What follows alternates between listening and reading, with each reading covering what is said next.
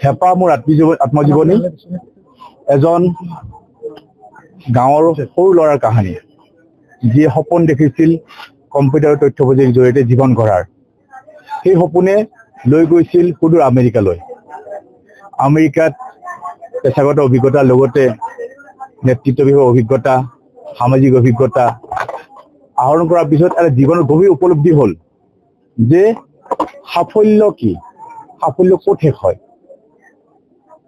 যদি আমি সমাজত কিবা এটা কৰি নাযাওঁ, সেই সাফল্যই মূল্য নাপাব। মোৰ ভিতৰত এটা উপলব্ধি হ'ল। সেই উপলব্ধিয়ে মোক আমেৰিকাৰ পৰা স্বদেশলৈ উভতাই আনিলে যে কিবা এটা কৰোঁ, কিবা এটা কৰাৰ হেঁপাহ, অসমৰ ৰাইজৰ হৈ কৰাৰ হেঁপাহ, দেশৰ সেৱাৰ হেঁপাহ, বঞ্চিত লাঞ্ছিত অৱহেলিত সমাজৰ হৈ কাম কৰাৰ হেঁপাহ। এই হেঁপাহ গ্ৰন্থখনত মোৰ কলেজৰ স্মৰণীয় দিনবোৰ, আমেৰিকাৰ অভিজ্ঞতাবোৰ, চেন্নাইৰ অভিজ্ঞতাবোৰ, লগতে সপোন কেনেকৈ কম্পিউটাৰ সপোন কেনেকৈ হ'ল, এই সপোনবোৰৰ কথা সুন্দৰকৈ সন্নিৱিষ্ট কৰা আছে।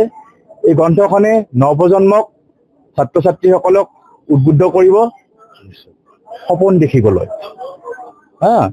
আৰু ৰাইজৰ হৈ কিবা কাম কৰাৰ। কাৰণ সৰ্বোচ্চ সেৱা হ'ল ৰাইজৰ সেৱা। টকা পইচা ইনকামে সৰ্বোচ্চ নহয়, কিন্তু ৰাইজৰ সেৱাটোৱে মেইন কথা। এই সেৱা কৰিবৰ কাৰণে এই হেঁপাহে উদ্বুদ্ধ কৰিব, প্ৰেৰণা দিব। আৰু মই ভাবোঁ এইখন গ্ৰন্থ কোনো সাফল্যৰ বা সফলতাৰ কাহিনী নহয়, সম্ভাৱনাৰহে কাহিনী। এই গ্ৰন্থখনে মোৰ সপোনবোৰ কেনেকৈ দিঠকত আনিছিল, যে সংগ্ৰামবোৰ, এই সংগ্ৰামবোৰেৰে নিশ্চয় আগন্তুক নৱপ্ৰজন্মক উৎসাহ যোগাব। আজিকালি দেখিবলৈ পোৱা গৈছে আপোনাৰ এতিয়া পাঠকৰ ৰুচি অনুসৰি এইটো পাঠকে হেৰি কৰিব, মই সেইবোৰ কোৱাটো ঠিক নহ'ব। মই এটা কথা কওঁ, হেঁপাহ, কাম কৰা যে হেঁপাহ বুলি ক'লোঁ, কাম কৰিবলৈ কিন্তু ৰাজনীতি কৰিব প্ৰয়োজন আছে। কাৰণ নিজৰ NGOৰ দ্বাৰা বা এনেকৈ কৰিব পৰা যায়। ৰাজনীতি যদি সততা, দায়িত্ববোধ আৰু জনসেৱাৰ মনোভাৱেৰে কৰা যায়, ৰাজনীতি কিন্তু সমাজ পৰিৱৰ্তনৰ এটা শক্তিশালী আহিলা হ'ব পাৰে। সেই মৰ্মে মই ৰাজনীতিত যোগদান কৰিলোঁ, আৰু ৰাজনীতিৰ জৰিয়তে মই যাতে ৰাইজক সেৱা কৰিব পাৰোঁ, তাৰ কাৰণে মই অহৰহ চেষ্টা কৰিছোঁ। এই ক্ষেত্ৰত মই নেতৃত্বজনক ধন্যবাদ জ্ঞাপন কৰোঁ তেওঁলোকৰ মাৰ্গদৰ্শনৰ কাৰণে। অনাগত দিনত কেনেকুৱা ধৰণৰ প্ৰচেষ্টা থাকিব? অনাগত দিনত মোৰ সংগ্ৰাম অতিবাহিত থাকিব, আৰু এই হেঁপাহে মোৰ শেষ নহয়। এই হেঁপাহ টু বি কণ্টিনিউড। আগন্তুক দিনত মোৰ ৰাজনৈতিক সংগ্ৰামখিনি লিপিবদ্ধ কৰিম।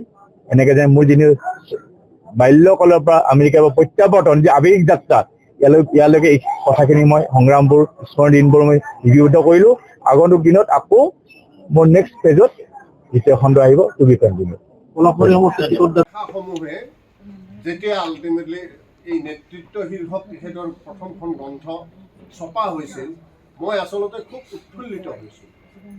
মই এটা কথাই বিচাৰোঁ যে এখন গ্ৰন্থৰ প্ৰকাশ মানে অসমীয়া ভাষা বা অসমীয়া সাহিত্যৰ কাৰণে এক গুৰুত্বপূৰ্ণ বিষয়।